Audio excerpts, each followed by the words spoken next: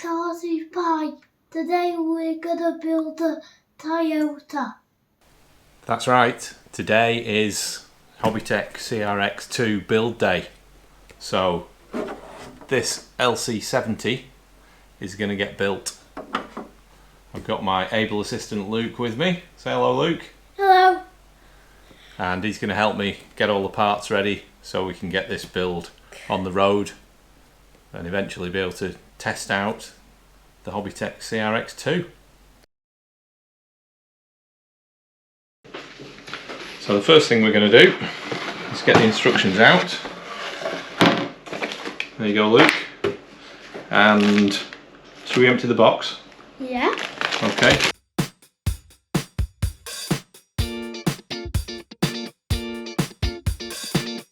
Right, let's have a look at these instructions then. And get our tools ready, Luke.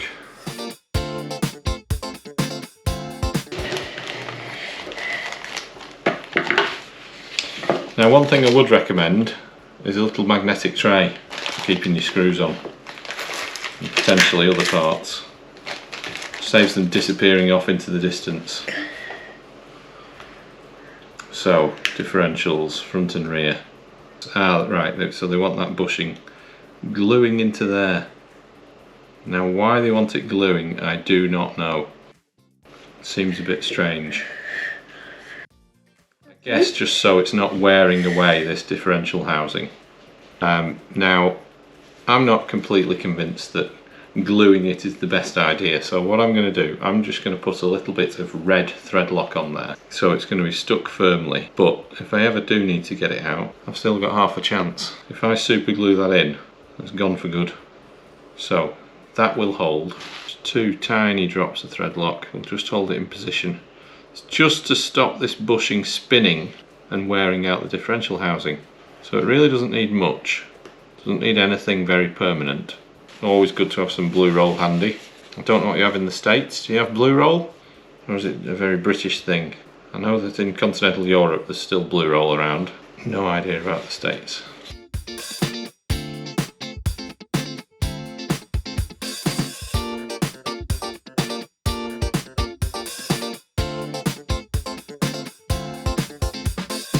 Luke has spotted some washers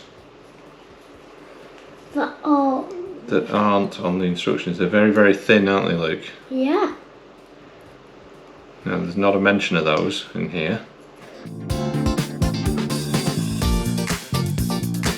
So, always think, don't over tighten the screws. As soon as you feel it tighten up a bit, just ease off. You don't want to be stripping heads and you don't want to be stripping threads. I would say those are to go over first, just as a kind of a poor man's thrust bearing, I suppose. One on that side, one on this side, a bearing on each side. It's nice to see that these are sealed bearings. Don't know whether you can make it out, but they are sealed, which is nice.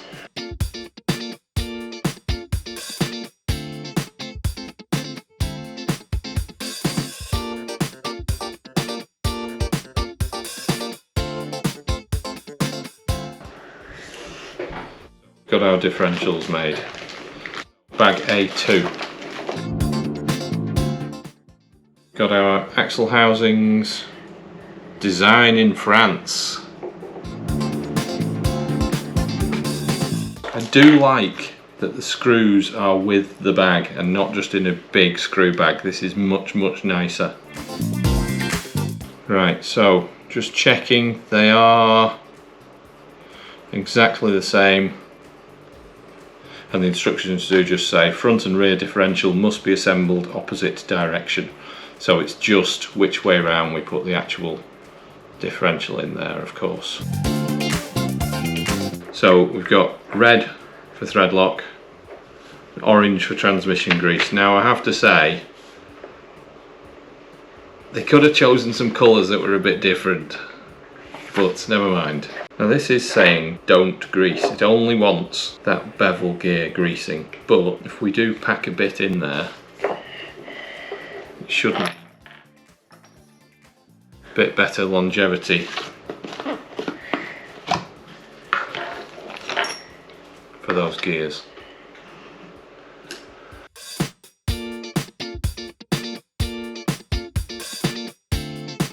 Right, and I'm going to pop a bit around where that other bearing is going to go. Inside. Now just a bit, and then it's not going to get into the places where we don't want it, so into the threads where screws are going to locate. We don't want that.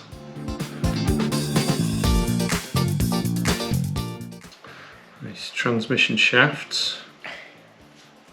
Can I make one? One of those goes in there into that bevel gear. You see how it's beveled, so it will run against this one. Yeah? Yeah. So now I need my thread lock.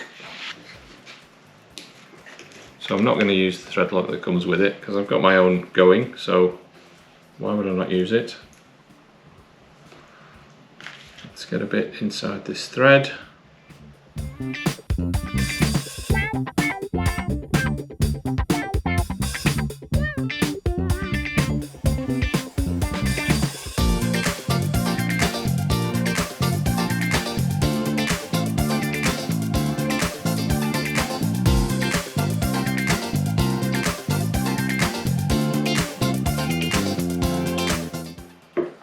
Actually, I also didn't put a bit of grease on this side to protect this bearing.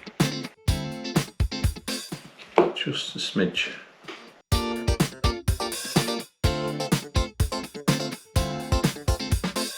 It's one of those things I always find myself doing when I'm building, maintaining whatever, is making little spikes with blue roll for poking through holes to wipe out grease or wipe out muck. Now if someone ever comes up with a perfect tool for it, I'd love to know.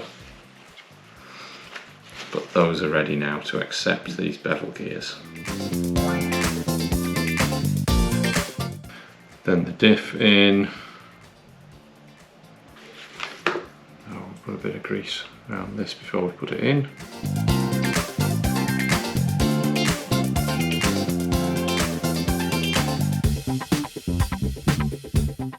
So interestingly, the diff covers do come in this bag, but it says delivered in the bag, but keep it aside for steps 4 and 5. So we'll keep those together, put them to one side and move on to the next step.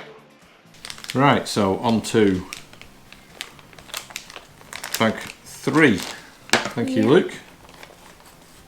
Yeah, it's only got 6 pieces in. Oh.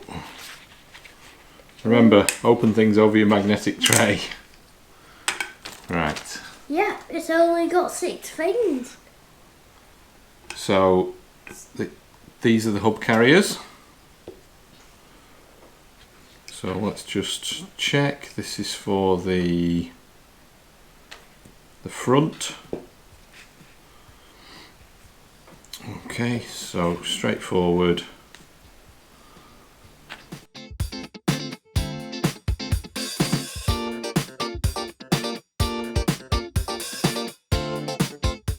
Right, bag 4. So this is for the rear axle. Sorry, no it's not. Sorry, the front steering knuckles. So for these drive shafts, because they've got this sprung pin retainer, what I'm going to do is I'm going to just put a piece of heat shrink around there. So one of these big pieces should slide over. Just going to chop off a small piece of that. Let's straighten this up. only need a small piece. It's just going to mean that that pin won't fall out.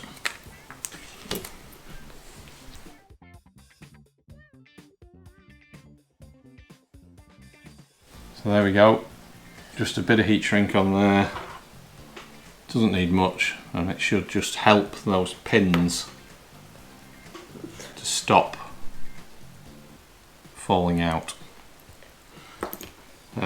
It's not something that I've had a big problem with at all, but I know others curse them. Next thing is the drive shafts. Bit of a tight fit, but they should go in. So the only problem we've got here is that these need backing out a bit because they're invading.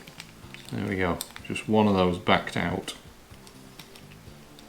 Stops that from invading the space.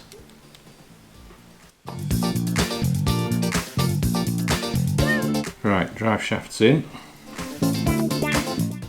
Right, have we got an upside and a downside? Yes, we have, because we've got these hexes underneath.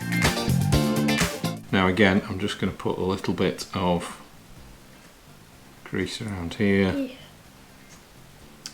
before I pop that bearing in.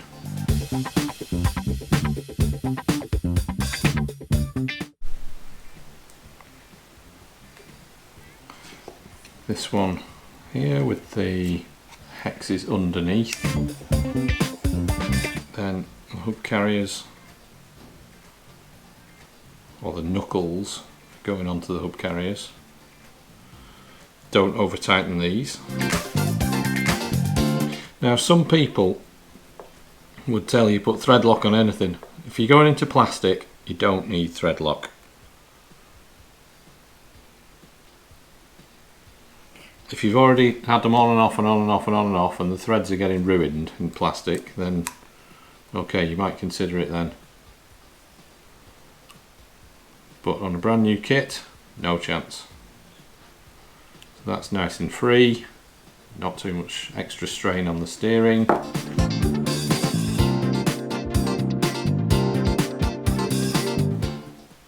Right, now we put these diff covers on. Don't need a load of grease in here, I'm just putting a little bit around where the bearings sit again.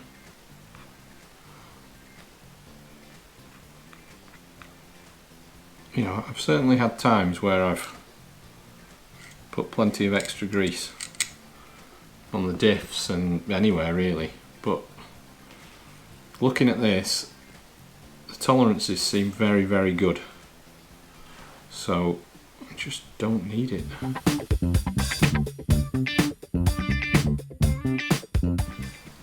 Gotta say, that is very nice. Very nicely put together, very nicely machined axle.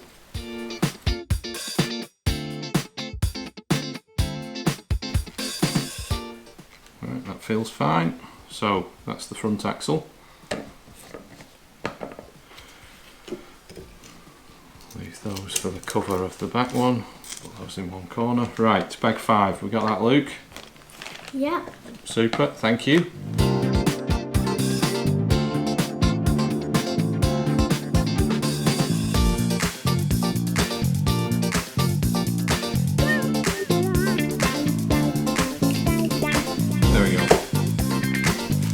Sure it goes all the way in, so those flats are going into the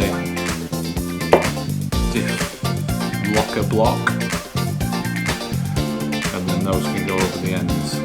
Just make sure it's only one way round. Now the instructions show it's got a Hobbytech logo, but there's no Hobbytech logo there.